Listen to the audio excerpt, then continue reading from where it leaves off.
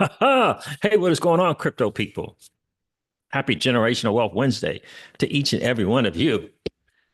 Bitcoin is now the fifth largest asset class in history right now. Fifth. It's bigger than Google. That was at Bitcoin when it hit 94K. Now it's probably not at 94K now, but where is it going? Where is Bitcoin going this cycle? The fifth largest asset class. And just imagine being in the position to own it, to right to be in this asset class, right? It's not just the asset Bitcoin, it's the asset class. And although this Bitcoin thing, I get it, trillions, I get it. It's the asset in reference to the fifth largest, but we're in this industry, we're in this space early. Yeah, Payment XRP is in the bill and says, I see a CJ live and I click faster than an XRPL transaction. I love that. I love that. What's going on, bro? Appreciate you checking in. Pay me an XRP. I mean, think about where we are and where we're situated. It's a blessing. I mean, think about the fact that we're early to Flare networks. Think about it. And what Flare networks is looking to build out. And we're at a penny. This is why they say with this asset class that this is the greatest transfer of wealth in the history of man. Like I who doesn't see, I don't know. I don't know if I want to put prices, but who's not looking at Flare Networks 5 years from now and 10 years from now? I mean, Hugo's a fairly young guy. 10 years from now, he is a young guy. You understand? Ah, man, I gotta tell you, how blessed are we? We're gonna get into that Bitcoin thing as well. It's a lot of Bitcoin moves going on. I was over on Cointelegraph's X page. A lot of Bitcoin, rides doing something with Bitcoin. Cantor Fitzgerald, Jungle Inc. covered that in his video this morning. They're doing something with Fitzgerald. I mean, with Bitcoin, like these major moves going on in this asset class. And again, for me, I'm about owning the altcoins to increase the number of Bitcoin that I have. That's me. That doesn't mean that there isn't a blockchain that can move into the store of value space or space. Right now it's Bitcoin, but it doesn't mean that it's an asset in a blockchain that can't also move there. I think that's going to be the XRPL, right? I think it's going to be the XRPL. And in my opinion, I think Flare Networks blockchain is going to be what Ethereum was meant to be. Now, word on the street, Ethereum's made some pivots. Vitalik Buterin's come out with his new vision for where they see the Ethereum blockchain going, and I think that's awesome, right? All great things have, right? It's not always straight up and to the right. There's ebbs and flows, right? And so good for them. Good for Ethereum. Really, really good. What's going on, Tim France? That's right. Tim says I have three kids. Better to be early than late. Yes, but yes, we are so early. It's crazy. Yeah, I mean, we're early, right? And we're dealing in this cycle now. What about the 26 cycle, right? What about the 20? What is it? What'll be 27, 28 cycle? I don't know which one it'll be. We're in 25. This thing is probably going to end in 26. Yeah. So, and it's going to be, the Bears are what, 2.5 to 3.5 years. So it might be 2030 cycle. What is it going to look like then? I mean, we're just massively blessed. Got it. We got the OCC federal regulator pivoting on crypto and making a video about it. I think this person might have been the acting OCC. I'm not sure. We'll cover that as well. Cray Cray in the streets. Payment XRP. I'm thinking about exiting on my position on an asset that I was high on. It's really for cash flow purposes. exiting that and buying more FLR. It's a little dicey. I'm 26 or 27% down from its all-time high in terms of value. And I'm like, do I just take the L now, free up a few $100 so I can put it in the FLR? Uh, let's see here if I can find it. Yeah, it's only 18% down. My challenge is, I mean, that's pretty good. It was 27, now it's 18. It's pretty good. My challenge is if I'm waiting too long to recover and not have such a loss. 18%, that's not really bad. Um, I don't want to mess around in FLRs at 2 cents. That's kind of my concern. You know, I'm trying to snatch up so much FLR at 1 cent. I don't care if it's 1.5, 0. You know, 1.5 cents, 1.6 cents, 1.7 cents. I don't care. But you know, when you get to the 2 cents, you know, that's a big difference. And being able to have your what is that called? Cost basis in a penny or less than a penny is significant. So I'm thinking about it, you know, 130 bucks, 130, 130 buck loss, you know, snatch up a few hundred as opposed to four figures. Uh, mm, yeah, that's what I'm thinking that, and just take the few hundred and put it in the FLR and just snatch up FLR at a penny and a half. You know, it's kind of what I'm thinking. Again, because the idea of getting back into 2 cents, you know, yeah. Any case, we'll talk some more about that. I'm rambling on here. What's going on, Rich Cisneros?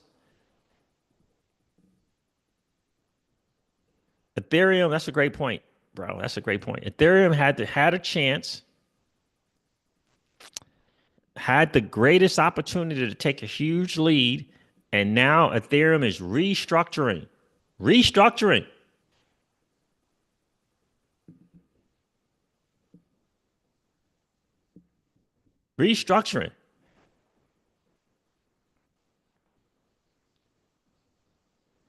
You know what I mean? Payment XRP said it's always hard taking the L, but with so much potential in what FLR could do, it's worth the risk. Yeah, I just think that uh, for me, I see the FLR token getting to around 20 cents, 20 to 25 cents at a penny. That's at a penny and a half was that 18x. Uh, yeah, you know, you know. So that's kind of how I'm seeing it. I'm not sure where FLR in price is going to get.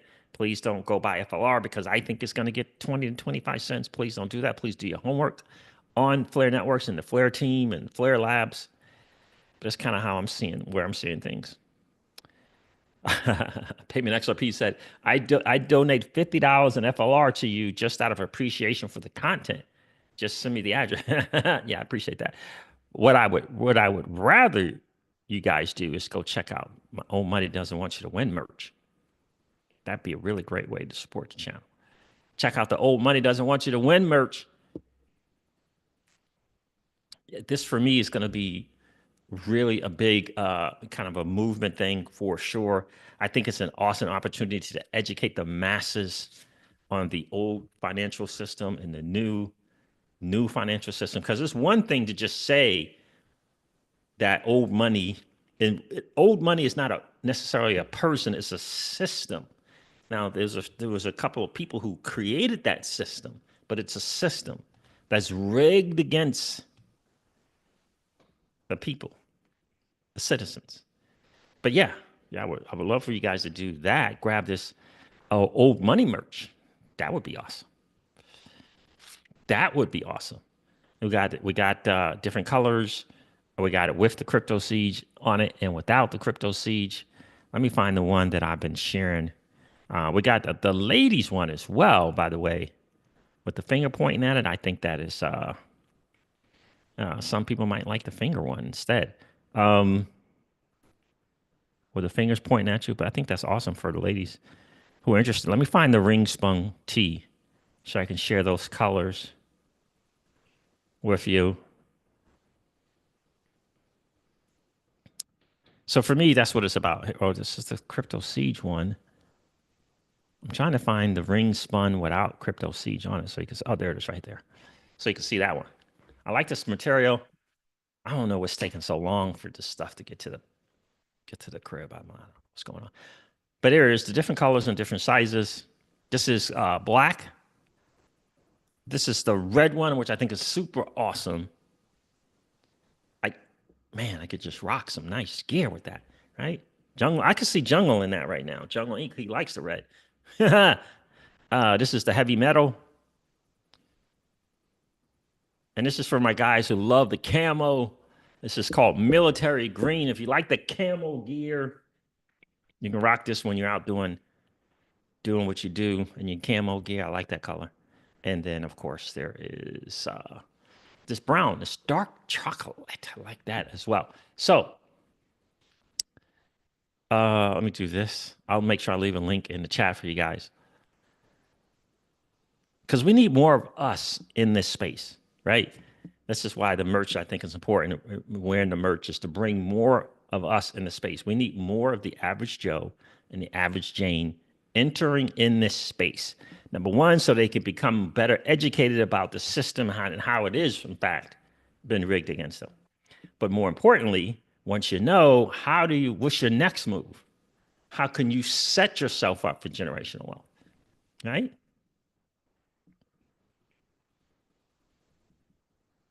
Right? How can you set yourself up for generational wealth? That is, to me, that's the key for sure, right?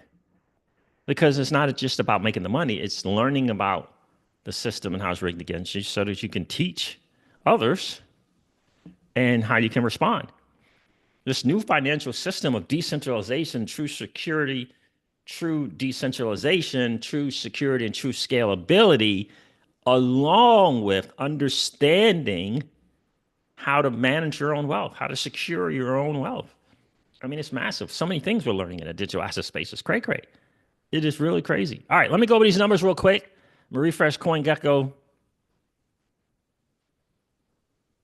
You guys make sure you grab that. Old money doesn't want you to win. Merc. All right, I'm refreshing CoinGecko. I guess Bitcoin got over 94K at one time, huh? That's pretty cool.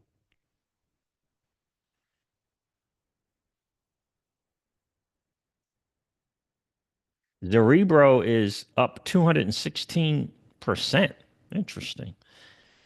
It's gonna be interesting to see, to me, I think all those AI, the Cerebro, the AI 16 Zulus, the virtuals, I feel like it's a hold. For me personally, it's holding through this bear market and perhaps learning more about how they're advancing and adding to positions during the bear. I'm not sure if there's going to be much fruition to be had in this bull cycle. I'm not sure if that's going to be the case. But anyway, this is CoinGecko. I'm going to refresh it, make sure. Looks like Bitcoin is just under 94K. All right, so let me share. Go with these numbers real quick. The CTO, not the CTO, but one of the lead devs over at Ripple X gave us some heads up on about the XRPL itself not being affected by this malware that was found in the XRPL.js, some JavaScript thing. All right, so there it is. According to CoinGecko, the total cryptocurrency market cap is up nearly 2% in the last 24 hours. Is at 3.04 trillion. Bitcoin dominance is 62% or so. Bitcoin is trading at $93,823 again. And Bitcoin on the 30-day is up 6.5%. Ethereum is trading at $1,794 again.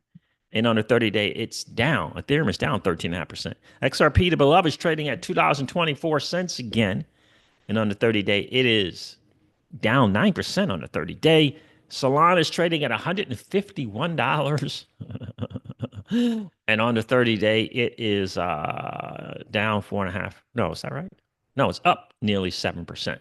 Dogecoin's trading at 17 cents. You had a chance to snatch that stuff up at 15 and 16 cents for Doge if you were interested in. Uh, I don't know what the Doge community is doing. Doesn't seem like they're on flare. Doesn't seem like it. I don't know, but it doesn't seem like it. Um, 17, nearly 18 cents is down 1 cent, 1% on the 30 days. SWE is nearly up to $3 again. Wow.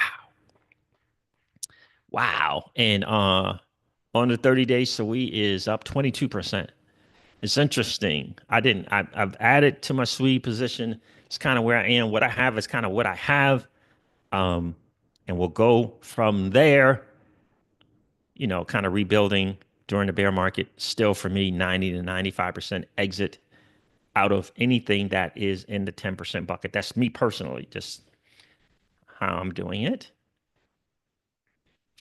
So there it is, fam. That's the market. And the market is simply doing what the market does. All right. So let me share this from Simon Dixon here, because I do think it's significant that Bitcoin is, as an asset class, has made this move. I think it's massive if you just look at it. It's just massive. Bitcoin is now the fifth largest asset in the world. Fifth largest asset. There's gold. There's Apple. Anybody early to Apple? It's Microsoft. Anybody early to Microsoft? There's Nvidia. Anybody early here with Nvidia?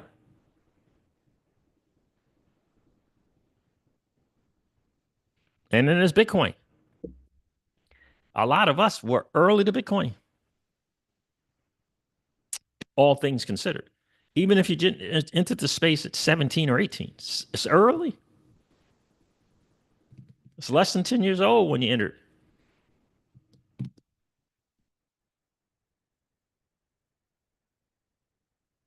Owning Bitcoin for me feels different than owning Apple. Oh, did I say gold? I said gold was number one. Yeah, okay. Gold was number one and still is number one. But to me, owning Bitcoin is different than owning Microsoft. It's a little different than owning gold.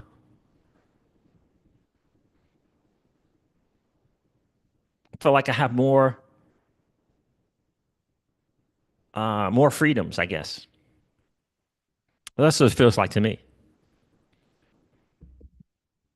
But I mean, think about that. Bitcoin is ahead of Berkshire Hathaway, ahead of Facebook, ahead of Saudi Aramco, ahead of Amazon, Silver, and Google.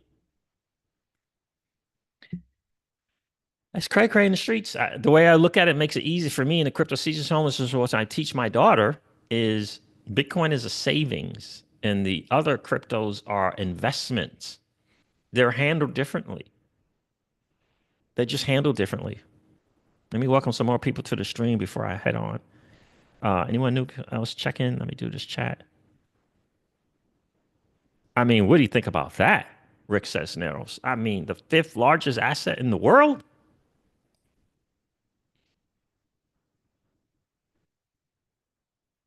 I was reading something. Oh, I get a newsletter from Tika Tawari. The famed. I don't think he was Goldman's. He was the other one, not Goldman's, but the famous young. Um, uh, uh, what are those guys? I don't know what you call those guys who work at Goldman's. Macro traders. I don't know. It wasn't Goldman. He was at the other one. That's not Goldman's. Um, he has a crypto thing now. He's had it for a while, um, for sure. And he was talking about how Bitcoin. He got out of his long position in the S&P 500 index. He exited it, sold it to buy Bitcoin. He just did it a week or so ago,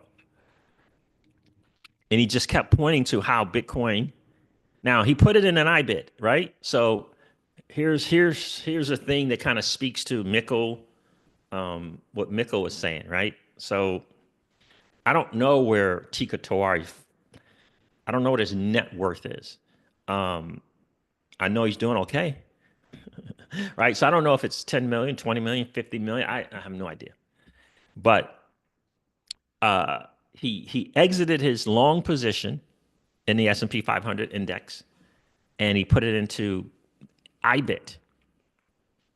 So he put it in IBIT. So he bought the structured product that is IBIT, right? That dude did that, right? And so that doesn't mean that he doesn't have Bitcoin in a cold wallet somewhere.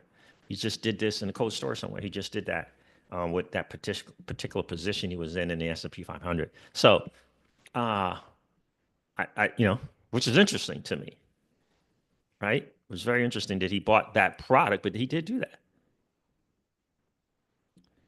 because you don't own that product. Yeah, you got exposure to Bitcoin, but in any case, yeah, that was interesting to see that. All right, so let me share some more stuff here. See, I want to go. The fifth largest asset, fam. The fifth largest. Here's the other thing I want to. The OCC, federal regulator, that was part of Operation Choke Point 2.0. There's the FDIC and the OCC, two of the regulators in the United States, debanking people, debanking crypto firms.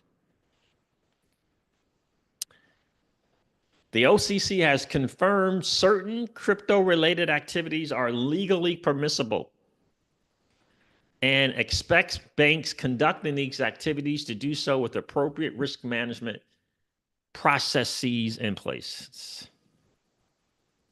Digital assets are firmly ingrained in the financial services landscape. Today, more than 50 million people own cryptocurrency, and hundreds of businesses engage in cryptocurrency and require banking services. National banks and federal savings associations are well positioned to support crypto asset activities from within the federally regulated banking sector. I'm pleased that recently the Office of the Comptroller of the Currency clarified that certain crypto-related activities, including crypto asset custody, holding deposits as reserve backing stablecoins, and using distributed ledger technology and stablecoins for payment activities are all legally permissible. The OCC also confirmed its expectation that banks conducting novel crypto activities do so with appropriate risk management processes in place. This action reduces regulatory burden, encourages responsible innovation, and enables banks to leverage new technology and innovative ways to serve their clients and customers. To learn more, visit occ.gov.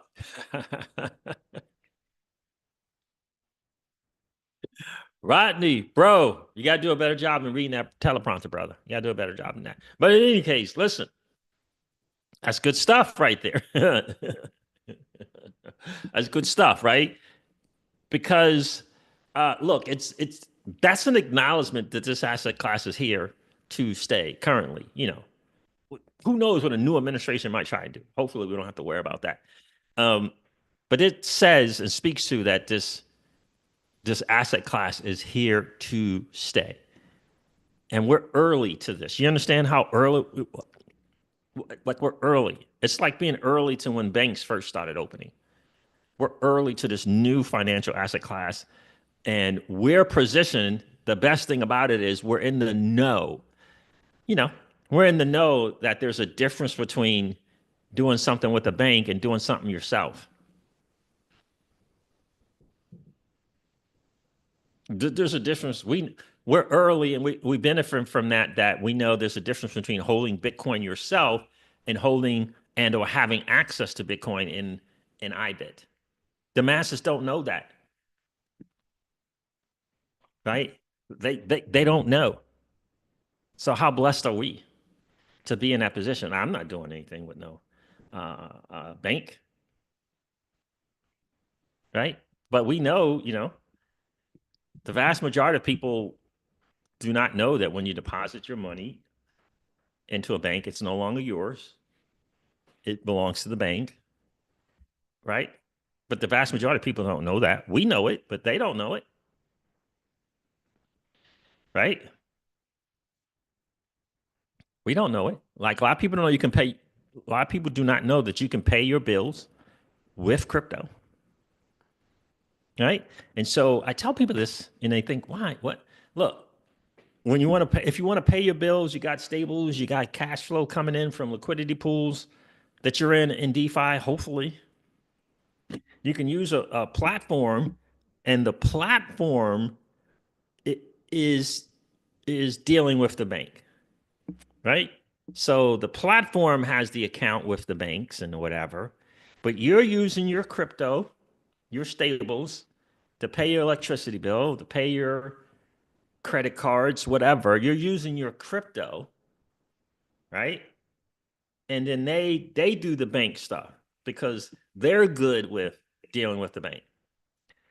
But in transitioning away from being dependent upon the bank, you could use something like Spritz Finance. I love Spritz. I mean, I love that. I love that whole idea. I mean, love it.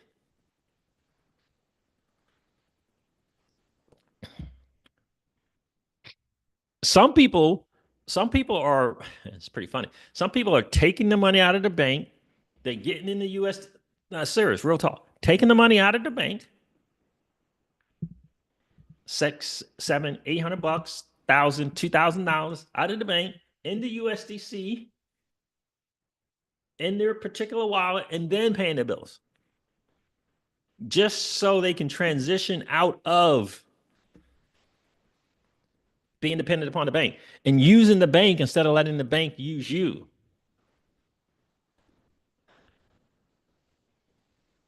Yeah. Yeah. And people say, well, that's an extra step. My money was already in the bank. But it's here. It's transitioning away from having to be dependent. And you just use the bank as a little stop. That's what we do. We just use it like a little stop, right? Don't have to go into their office, get a line of credit. Don't have to do that. Rick Cisneros says we need digital assets for it to go mainstream now. We need Apple, Google, Facebooks to start offering wallets to grow the system and have network effects. We are early, indeed, and they will, especially Google, especially Google, Facebook probably as well. Start offering those wallets. It's coming. It's coming. It ain't gonna be no seed phrase wallet either. Like a lot of people, like no one wants to write down seed phrases and store them. And, bro, those days are just about over. Just about over. Sui is doing things at a different level. Flynn Networks is doing it at a different level. The seed phrase days are coming to an end. 6 years from now, nobody gonna be doing those seed phrases.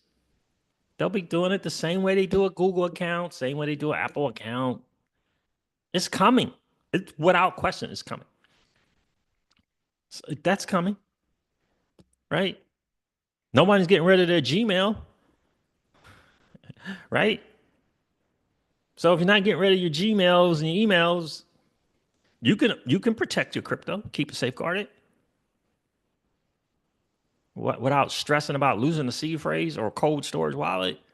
All that stuff is coming, man. It's all coming, Rick. It's all coming. You know, it's all coming. You can do it. You can manage your own stuff. I don't care how much it is. You can manage your own stuff. I promise you can, without the stress. It's definitely coming. So that's a great point, Rick. As always, you come up with those great points, bro. OCC federal regulator. Let me share again. Pivoting. Oh, pivoting. Why did that come up? On its stance with crypto. I mean, did you guys hear that? Stablecoin. I mean, that's probably, we should listen to that again, probably. Take a listen to this again. And what he says, he's talking about the stable coins. I wasn't really paying attention to it. I was too busy joking, I mean, laughing at this dude reading. Um, but anyway, just take a listen to it and make some mental notes of the activity that he's promoting that the banks are going to be able to do for retail, unsuspecting. It looks like I paused. I delayed again as well. Why am I? Oh, there it is. We're back live. All right.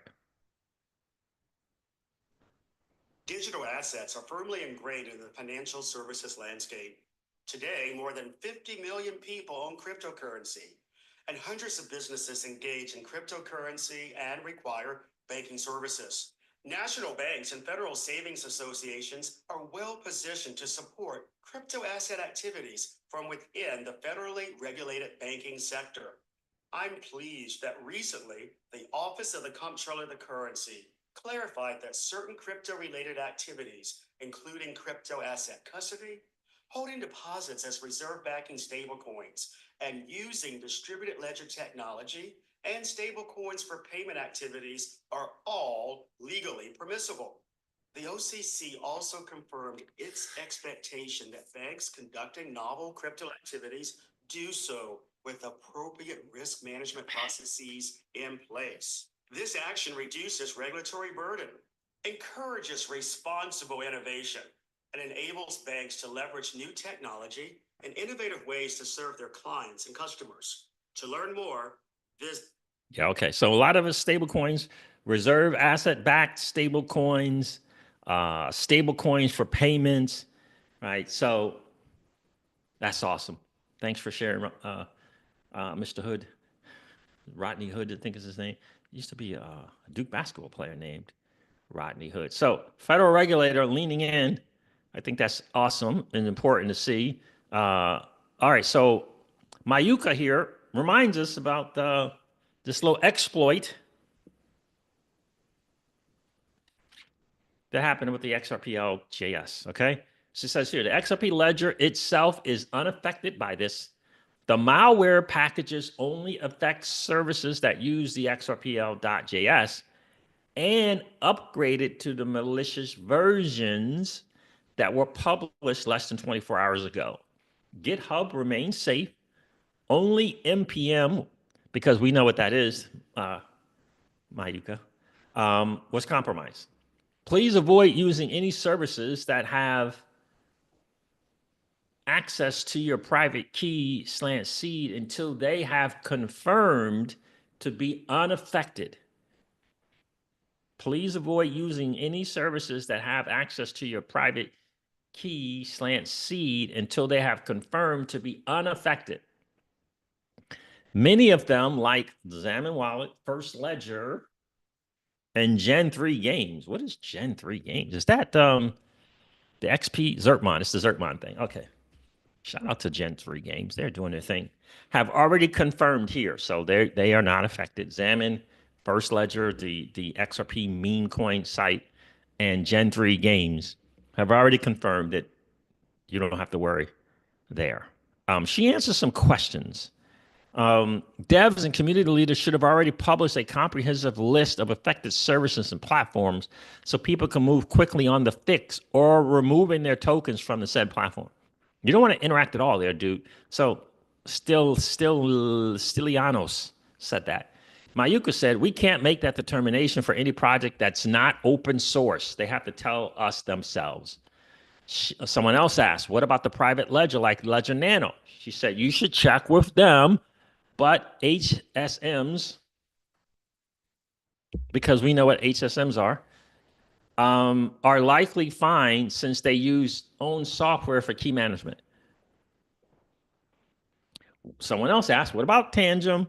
Mayuka says Tangem is a hardware wallet and almost certainly is unaffected. I would check with them to confirm though.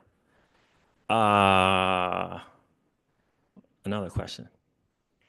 So XR Doge DAO, I think this dude's tuned into the channel before. He asked a question, can you please explain how this even got approved? XRPL.js is critical infrastructure. She said, Mayuka says, it wasn't approved. A contributor's credentials were hacked and all the checks were circumvented by the hacker.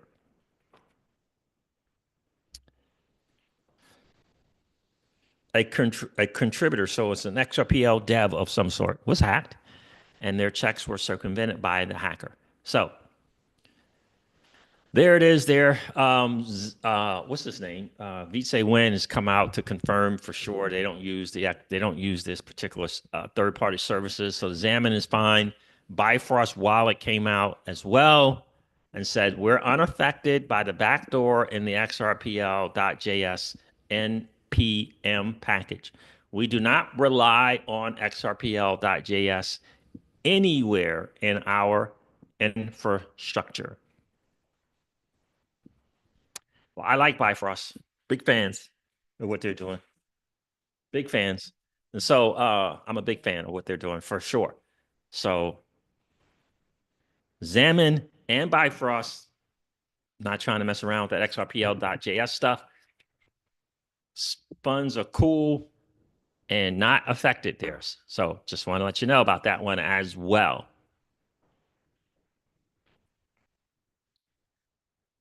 Let me see. Do I want to share Jungles? In case you guys missed this Bloomberg's video, I think it's like this was it was interesting. This guy apparently, the CEO of Tucrium, they have an XRP ETF, I guess. And he's the CEO of the company, but he was on Bloomberg. Jungle has a couple of video clips. So let's go to Jungle's thing. I can share both so that I can share both of these videos. This dude was saying some payment XRP. He was saying he was very bullish. Let's put it to you that way on XRP and Ripple, blah, blah, blah. All right. Jungle pinned his video. Okay. I wonder if I should be doing that as well.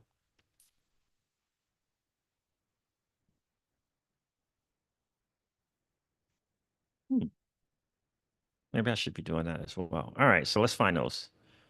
He pinned it. Is this the 30-second one? Is this the second one? Let's share this video in case you guys didn't see it. Anyway, let me share this one. This lady was saying that the only use case for XRP is speculation.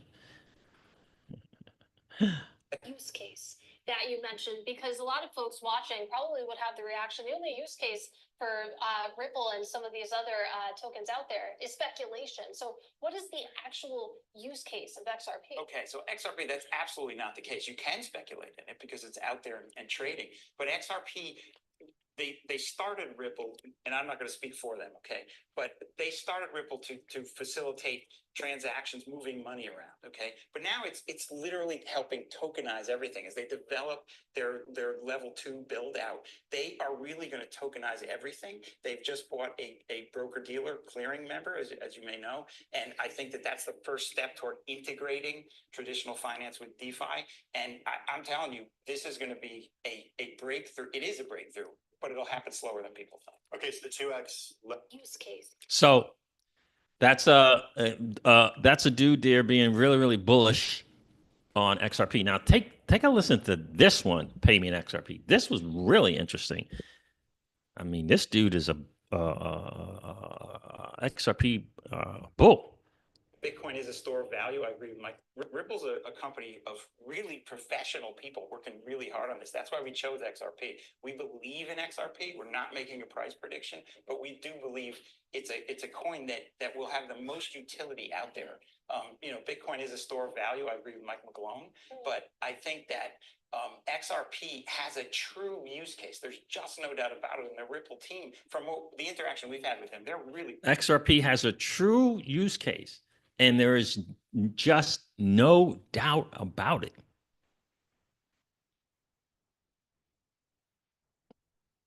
Professional, they act like investment bankers over there. They know what they're doing, and they will make this work. Ripple's a company. That is some uber bullish stuff there. Did you guys see that video from Jungle? Rick, did you see that? I mean, that dude is uber bullish. Guys, do me a favor and hit that like button for me. We always like to have just as many likes as we got viewers in the stream. That'd be super, super cool if you could do that. Appreciate you guys checking in today on Generational Wealth Wednesday. That dude is uber bullish. So I think he's the CEO of a company that filed for an ETF, XRP ETF, has an XRP ETF. I'm not certain on that. But dude's uber bullish. I mean, he says clear use case. And so, these guys, probably, had some meetings, had some discussions, really looking into what the XRPL can do and the tokenization of everything. The RWA tokenization, all that stuff is for sure what the XRP is going to be doing. It's one of its use cases. It's one of them. It was payments and cross borders are still a part of it, but they are moving in heavily on making that blockchain available, suitable, the go-to blockchain for tokenization. They are without question doing that.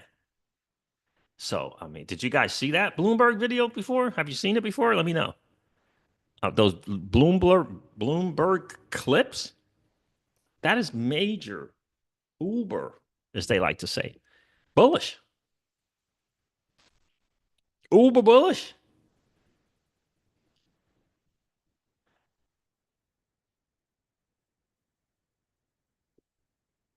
XRP labs are just like Wall Street bankers, but are in fintech. Yeah. The dude said they're like investment bankers. So, yeah, they're positioning themselves in that blockchain for some serious stuff. I thought that was how bullish he was very interesting to see. Very, very interesting to see. Right? Very interesting to see. It's going to be interesting to see what they roll out this year. Because for me, what Ripple is able to roll out this year, because I may be reaccumulating in the bear market. Like I really may. I really may. And boy, if I get a win or two in the 10% bucket and just only exiting the 10% bucket and just holding on to the 90% or holding on to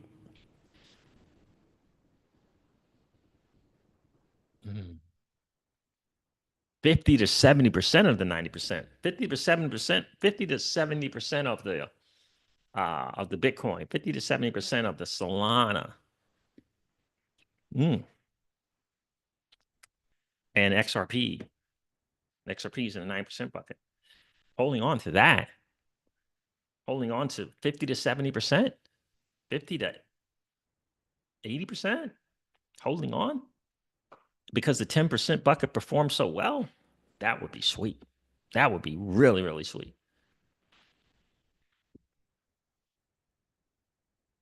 That would be really, really sweet, right? Rick Cisneros says you would never hear that statement on CNBC. In fact, they never talk about XRP on CNBC. Yeah, I don't think they do. So that's very, very, very interesting. That was an interesting clip from him. I'm telling you. I'm not sure if I've heard anyone kind of speak so bullish on XRP and the XRPL and Ripple other than Brad Garlinghouse. I mean, that dude was uber bullish. Let me get into this Flare thing. So Flare Networks got a new dev content creator. I don't know what these dudes call himself. Just want to remind you real quick, Flare Networks is unlocking something powerful: secure, trust minimized, full chain abstraction. Okay, the trusted execution environments, the protocol managed wallets, the verifiable AI where you can manage your own stuff. And the AI is going to give you ideas to increase your position in FLR, to leverage the best DeFi platforms for 3% a month gains, best stablecoin liquidity pairs. All of that's coming to you with the click of a button or two. It's coming. You don't need an intermediary. Anyhow, Flare data protocols. They got the FDC enshrined protocols, I should say. Got the FDC and you got the FSP, Flare Systems Protocol. So you have the Flare data connector as an enshrined protocol, and you have the Flare Systems Protocol as an enshrined protocol. Okay. This isn't just bridge 2.0, it's chain abstraction. Massively important. And the most important sentence here for me is secure, trust minimized, full chain abstraction. I think in the heart of it, if we were to sit down with people after a drink or two, they would admit to you is that's what they really want. Secure, trust minimized, chain abstraction. True decentralization. True decentralization, Rick Cisneros. So this dude here, Quantic, I don't know who this dude is. Who are you, Quantic? I don't know who this dude is. But he's like, it's official. I'm joining Flare Networks as a developer content specialist. Okay, good. They need more content specialists because, you know, NPMs and ABCs and GGGs, like Mayuka was just saying, like, oh yeah, you know what that is. Ain't gonna cut it, man. Like, what the world? All right, so he says, who is Quantic here? Let me see what we got going on. Contributing to Flare, founder of Web3 Matters. Founder of Web3 Matters. PhD in physics. Oh, God. God bless you. Why Flare, he says, because this blockchain enables what Web3 was always meant to be. This is what I've been saying. Interoperable, decentralized, and truly reliable. Flare enables DeFi on platforms without native smart contract capabilities such as XRP and Bitcoin, expanding access beyond traditional boundaries. It integrates native Oracle protocols directly into the base layer, eliminating dependence on centralized or third-party oracles. Why do you need someone managing your stuff?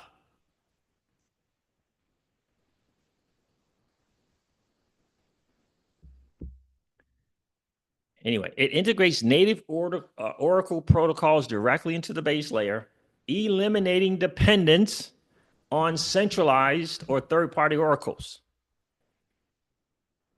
Additionally, Flare is creating a robust cross-chain execution layer by combining these native data protocols with trusted execution environments, TEEs. The TEEs securely store private keys and verifiably execute logic based on Flare's consensus,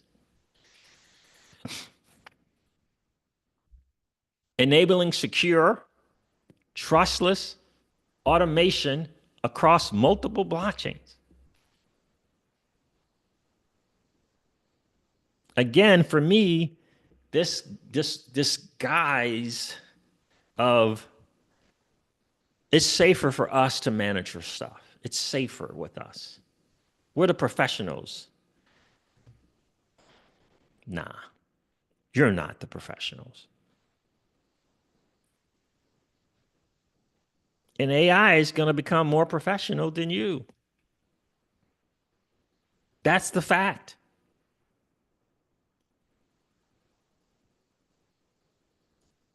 So we just got to level up our IQ around the thing that's replacing these intermediaries, which is AI.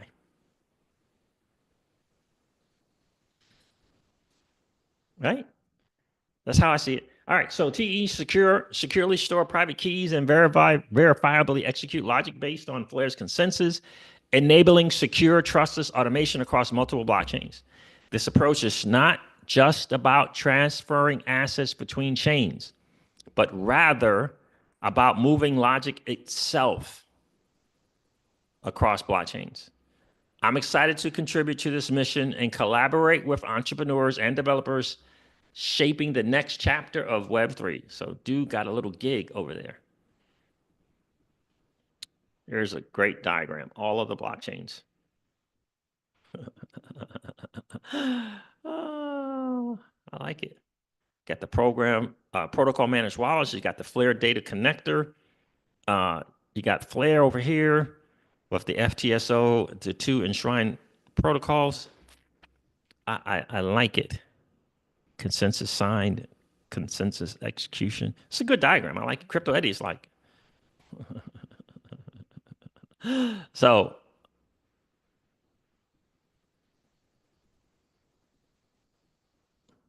so yeah, it's a good deal. Well, welcome to the community, Quantic. Welcome to the community, bro. All right. How many of you guys know about RLUSD being on Aave and also being on Curve Finance? Let me know in the chat.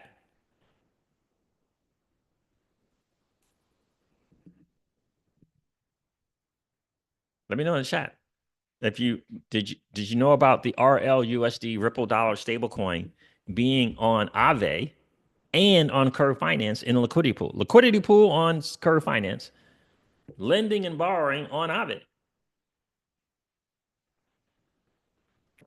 How many of you guys know about that? Rick says, CJ, do you think Flare Labs can be the Uniswap for the XRPL? That's an interesting point, right? Uniswap's the DEX. Building out awesome stuff over there for Ethereum. That's a good question. But yes, I do. Yeah, I do.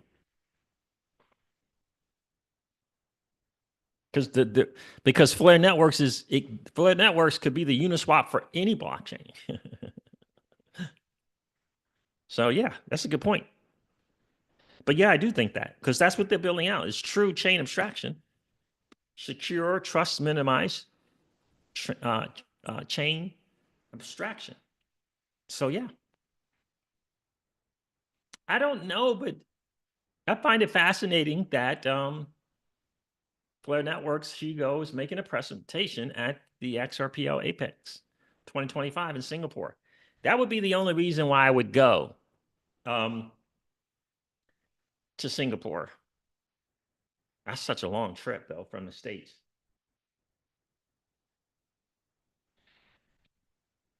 Well, that wouldn't be the only reason, but that would be a good reason. Not really trying to do the XRP Las Vegas thing, but I believe Flare Networks is going to be there. I believe. At the XRP Las Vegas. But yeah, so no one's answering here, but so the Ripple Dollar stablecoin is on Aave and it is in a liquidity pair with USDC on Curve Finance. Did you know this, Rick? I was looking at the Curve Finance thing and thinking, it's a stablecoin pair.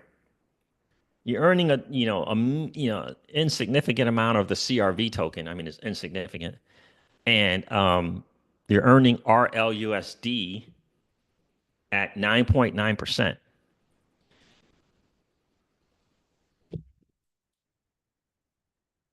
So that's interesting. It's interesting. I was looking at it like what should I get into that? Why would I get into that? That type of deal. But yeah, on Curve Finance, 9.90%. So I was looking into that. You guys let me know if you want to see it. I'll share it with you guys. Let me get rid of there's the Curve Finance thing. There's Quantic.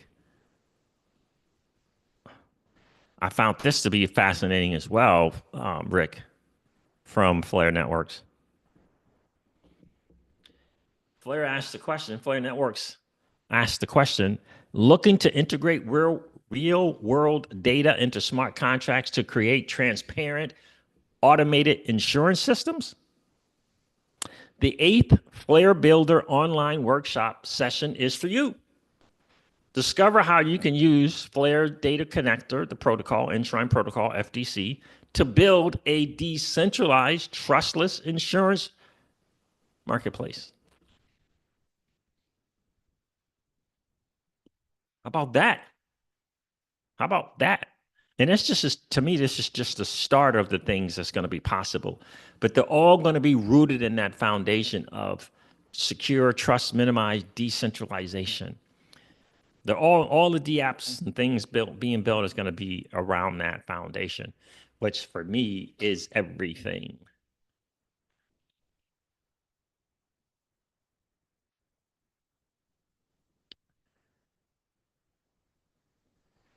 So I think that's pretty cool.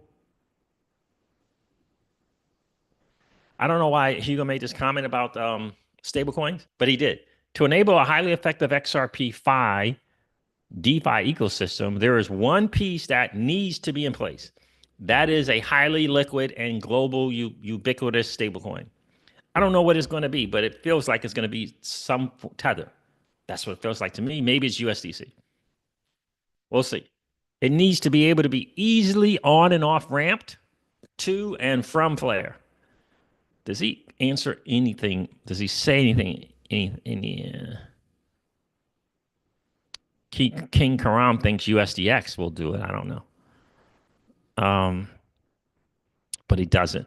He doesn't respond. So it's going to be interesting to see what's going to happen with that.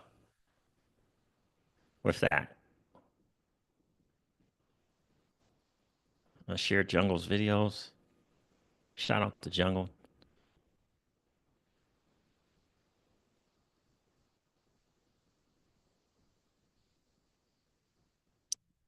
Those Flare Network folks welcoming Quantic. Mayuka telling us the deal there with the live streams. I think that's massively important.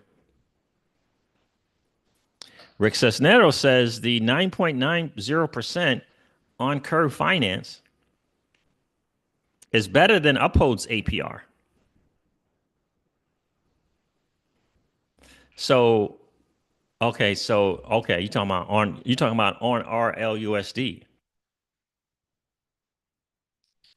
Yep. So again, the liquidity pair is RLUSD slant USDC. On curve finance, it's a liquidity pair pool, and the rewards is in CRV token and RLUSD. The CRV token is less than 1%. In fact, is 0.7 zeros, if not 8 zeros, 13 in CRV. So that's nothing. And the base APR, I think, was 0.36%. But the rewards was 9.90% in RLUSD. That's the reward for entering into that liquidity pair. So, it's probably something if you have some stables on the sidelines and maybe you want to take a portion of it and go over there to start early on saving and building up your stablecoin thing. If not, after when Moon, and vast majority of people will be 70 to 80% in stable coins, you can take a portion of the stables and enter into that liquidity pool. Then that's kind of how I see it right now. But 9.90% in RLUSD is nearly 10%.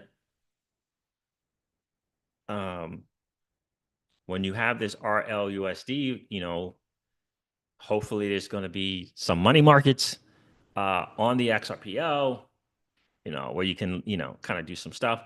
Maybe you take the 9.90% in RLUSD and Curve and you put it on Aave. You see what I'm saying? You can do that as well. So Rick says, I like this idea of trustless insurance. Imagine getting trustless mortgage insurance. When you buy a house on chain, no banks needed. Indeed. No banks needed. To me, this is going to be huge if it's going to be huge if it gets adopted. Yeah, absolutely. And it's going to get adopted. This is where we're moving. We're moving to trustless or trust minimized. This is what people want. The intermediaries have just drained people's finances. That's the truth. They've drained it. So yeah. So that's what I'm thinking on the RLUSD lending on Aave is 0.3 something percent. It was not a great number, and you could borrow at 1.8%, right? So for me, ideally, lending stable coins is a bear market thing. Ideally, doesn't have to be, but ideally, you get the better bang, in my view, lending stables and borrowing assets in the bear. But yeah, so yeah, it's gonna be interesting to see. I wonder if Ripple's gonna do some kind of incentive event for RLUSD holders. That's a possibility as well. I don't know when. I don't know if they're going to, but that could be a possibility.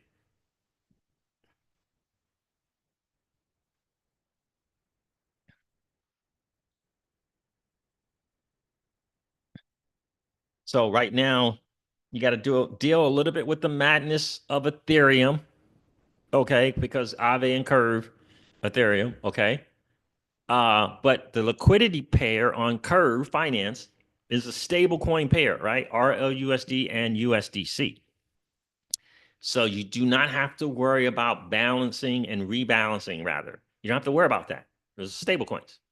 So you remember when you do transactions on Ethereum, withdrawing it to rebalance, withdrawing it to snuggle balance, withdrawing it to use the strategies for rebalancing that you learn in DeFi, you don't have to worry about it because this is a stablecoin pair. So once you put it in, that's it.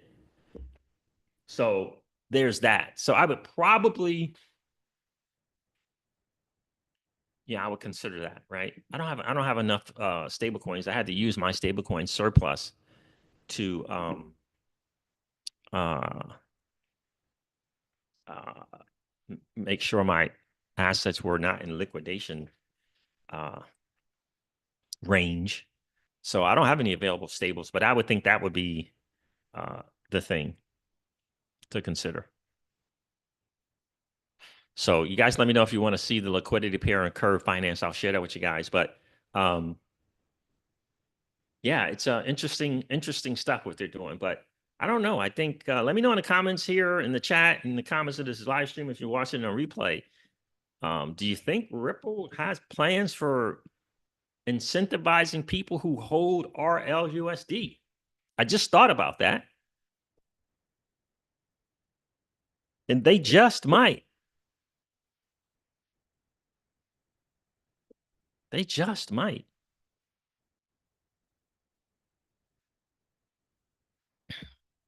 Right? They just might.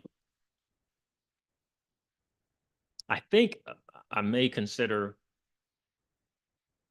borrowing some stables, swapping to XRP, and redepositing in the money market platform that I'm on. I think I might do that.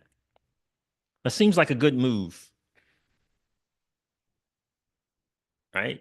Borrow some stables, swap it to the asset, deposit the assets on the platform. You have more of the assets, right? Because the assets are going to do better than the stable coin borrow if you understand how to during this cycle, right? For example, XRP is probably from $2 is probably going to get I think I said, did I say 8 to 16 or dollars? I had a range for XRP. I can't remember what it was now. I was doing it based on the previous all-time high. So I think I did 12 to 16. Yeah. That was just me. So if you're borrowing at 2 and you think 12 to 16, you're borrowing at 2. And if it goes to 12, I mean, you're up 6x to borrow, from what you borrow. You know what I mean? Or 5.5. That's what I'm thinking. It's probably a good idea to borrow and just deposit, take advantage of the asset value. And then if you're 5 to 6x something, right, you can just pay down, right, with the win. You can pay down what you borrow or pay it down. You don't have to necessarily pay it off, but you can pay it down. And yeah. And then when the bear market comes, you know, you got your wind move bag of 70, 80% of stables, and then you just take the stables and you deposit the stables, right? That helps secure your borrows. And then there's other strategies you can do with that as well, right? These are all things you can learn DeFi for sure. I got to do another video for the Patreon group here today as well around DeFi, right? It's important for sure. So, in any case, all right, fam. Look, I'm gonna wrap it up here. No one said they wanted to see anything about Curve Finance or Aave, but just know on Aave you can lend and borrow RLUSD on Ethereum, and on Curve Finance you can enter a liquidity pool that the APR or is 0.3, and the rewards are CRV and RLUSD, less than 1% for CRV, and 9.90% in rewards in RLUSD. So, you know, that's not 1% a month, but it's more than you would typically get if you were saving in a bank account. That I do know for sure. Yeah, the TVL. Yeah, Rick Cisneros says, let's keep track of that pool on Curve. Maybe TVL will grow big. Yeah, I don't know I can't remember what the TVL was now, but I felt like it was 40. Let's take a look. I felt like it was 40 something million. Let me take a look real quick.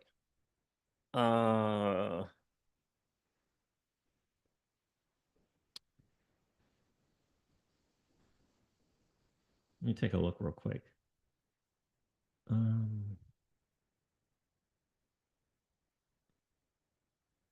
That's today. It's just so much easier for me to just go. It don't even have, goodness gracious, this history thing over here. This browser is not great, man. Gee whiz, it's terrible, in fact. It's terrible. All right, so let me do this. Let's just go to DeFi Llama and look it up real quick.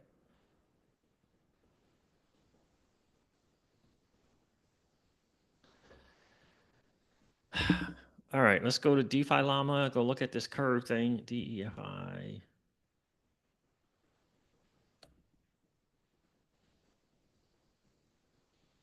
This is the best way to kind of find your stuff without typing in the wrong website and getting bamboozled somewhere. So you go to DeFiLlama.com, DeFi Llamas 2 L's.com. You type in Curve Finance here in the search. Curve Finance, click on that. And one of the OGs in the space, by the way, just like Aave. Then you click on the website here. I used to be in Curve and Convex, man. It was fun times for sure. Here is the RLUSD. So, I mean, geez. I mean, I don't know. Oh, the base APY went up to 1.2%. And that's going to go up and down. I would think the rewards. So right now, volume should be 24-hour volume, I would think. It's $49 million. It's more TVL there than the pool that I used to be in years ago, the Tri Crypto pool, DAI, USDC, and USDT. It's the 24-hour volume is more. And this pool underneath here, this thing has been around for years. I mean, it's at 177 million. But this thing's been around for years. I mean, the Ripple's thing is like 48 hours old. So anyway, yeah. So if you add the rewards and the 1.2 something percent, that gets you at 11%. Not quite 12 yet. I mean, 1% a month would be really nice. But yeah, those are the numbers right there, Rick Cisneros. 53 million, volume 49 million. People are hopping into this pool. It's hard to say how many people. I don't think they. I think once this begins to get tracked on, I wonder if Dex Screener is going to have this, because Dex Screener will tell you the amount of wallets. What we got? Do we have token addresses here? What we got going on?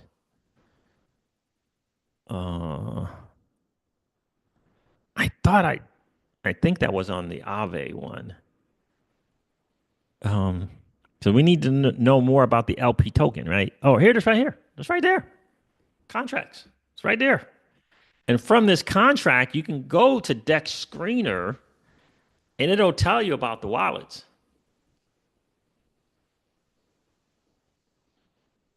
Let me copy that real quick. Let me see if I can do that for you guys. Did that copy or no? It's not saying it copied or not. Well, we'll see. All right, let's go to Dex Screener. Because the number of wallets, in my view, is important. DexScreener.com, is it? I don't even know what it is. It's on Ethereum. All right. You know, you put your VPN on and Google wants to verify you. And all right, let's see here. All right, let's see. Let's go Ethereum. Let's search. See if that's going to come up. It might be too early. It's pretty new. It says it here. It has it. There it is, right there.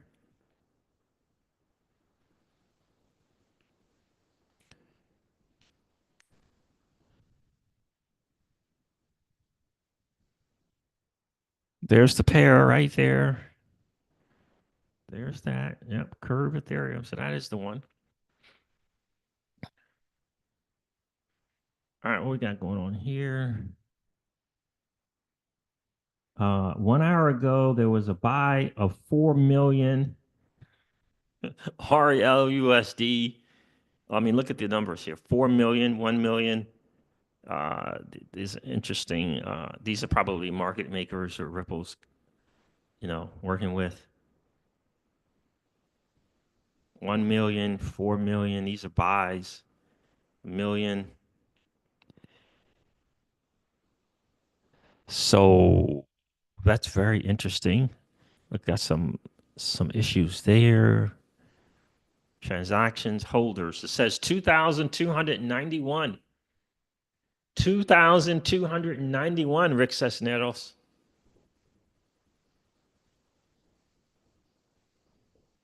Liquidity providers, it says it's 2, right? The people who started the pool.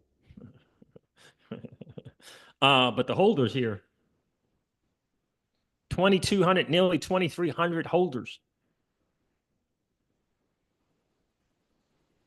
I mean, there's no small stuff here at all. There's one. No, that was an ad. So 88,000, 9,000, 10, 9,000, 8,000, 15,000, 20,000 buys. Someone sold 6 million, right? So, but in any case, yeah, 2,291 holders there.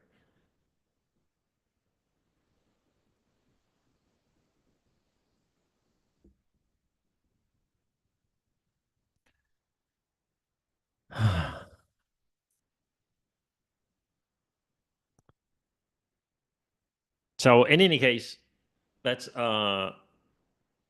see what's going on there. So in any case, that's pretty good. Nearly 2,300 people. 53 million TVL, 49 million in 24 hours. It's pretty good, right? Yeah, it's pretty good. That's pretty good. I got to say, it's pretty good. It's a lot of holders, which is good.